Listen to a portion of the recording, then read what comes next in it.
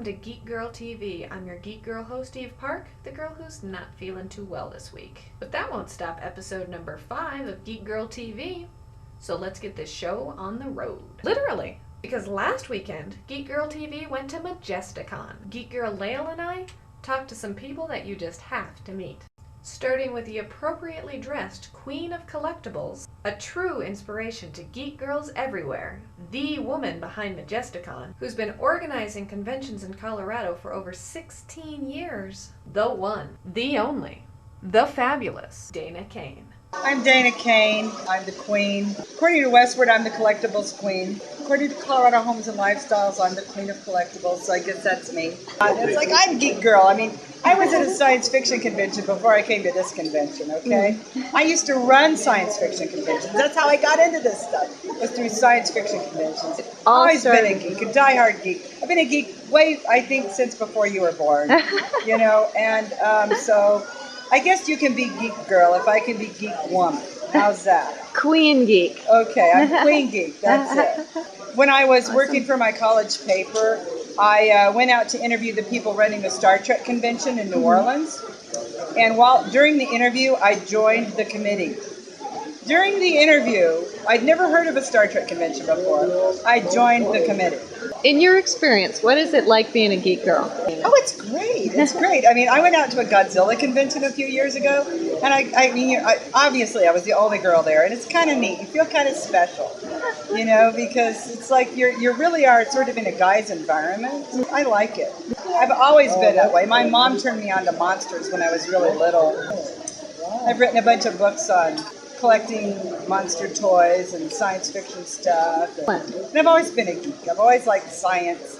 Love science. Love science fiction. I'm also a Trekkie, okay? I mean, who isn't? Of course I'm a Trekkie.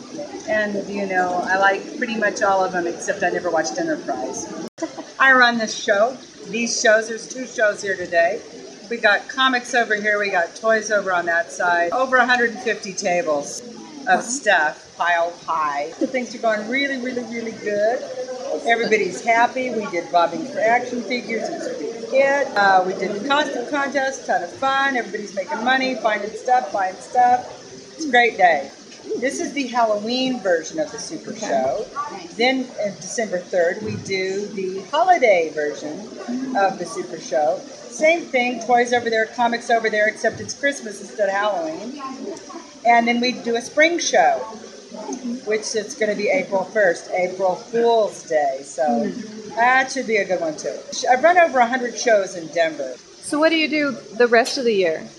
I run about 13 shows a year now, different kinds of shows. It's fun. It sure beats actual work. Sometimes it feels like actual work, but it beats a real job.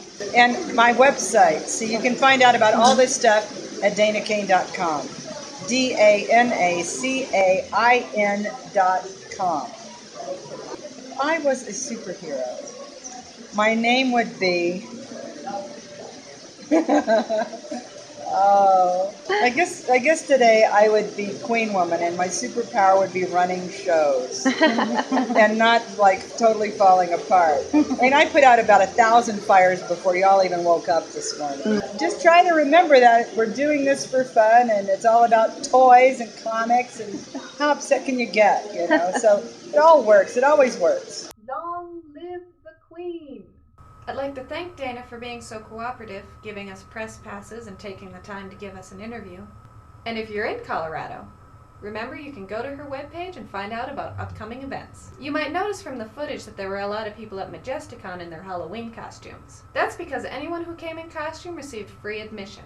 I have to admit that I was lame and never got a costume together this year.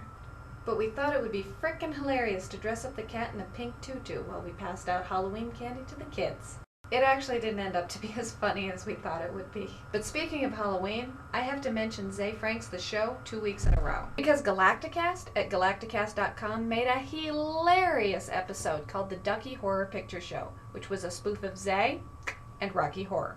Earlier this week, I tried to explain it to somebody who hadn't seen the Rocky Horror Picture Show, and they didn't really get it. So unless you're familiar with both, You probably won't appreciate the humor in it. But if you are, I highly recommend that you check it out at galacticast.com. In the news. I don't have much news this week, but I did want to say that I'm super excited about Guitar Hero 2. It comes out November 7th, and I've pre-ordered it. I hope you have too. This week, my favorite comment was from Carl. Carl writes, "Hey there! If I was a superhero, I'd have a name like Phantom or Shadow. And my superpower would be that I can make people completely ignore me so I can go wherever I want to and do whatever I want to, without anyone taking notice. Would be fun when the security guards of the evil genius I want to overwhelm don't get it when I steal their lunch. Rock on, Carl." That sounds like a pretty cool power, Carl. But I think that Mr. Cellophane should have been your name, because you can look right through you, walk right by you, and not even know you're there. So if you haven't yet responded, why don't you tell me, if you were a superhero, what would your name and superpower be? If you don't know what your superpower would be, just introduce yourself and let me know what you like and don't like about the show so I can make it better. Until next week, same geek time, same geek channel. I would like to have a superpower of indestructibility. That would do it. Would you be Mr. Indestructible? No, Indestructo? That's too... Would you be Indestructible Man? Nope, I wouldn't. Well, what would your name be? So that's your superpower. I would be Unbroken Man. I like that better. The Unbreakable? Well, it could hurt me inside.